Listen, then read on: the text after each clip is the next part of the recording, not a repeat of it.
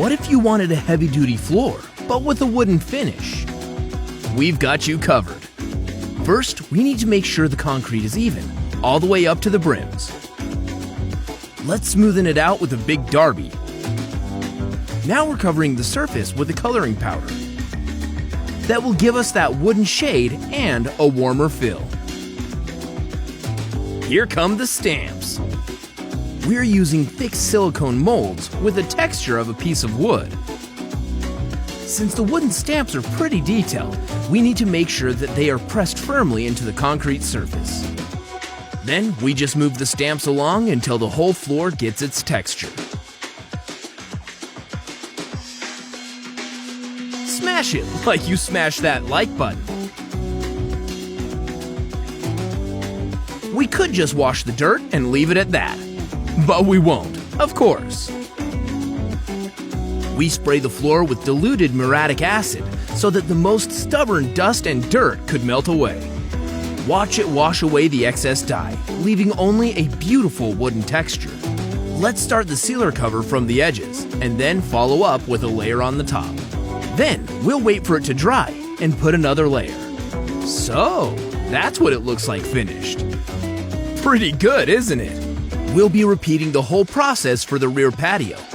So, let's lay the concrete, even it out, and smoothen the surface. Boys being busy like bees in a beehive. I wonder how well a patio made of beeswax would hold. Here's a small hack. Concrete tends to crack where there's an angle, so we make a crease where it can crack without ruining the finish. Gray is the color of choice this time. The softer, flexible stamps go first, right around the edges where it's so difficult to reach. Then we use the thicker stamps for the texture. Yup, we're going for stone. It's also a bit easier to stamp, since there's less details. The concrete is dried out, but we still need to do something about those edges. We cover them with a concrete mix, just enough to hold a texture. Slap some color on it, and stamp.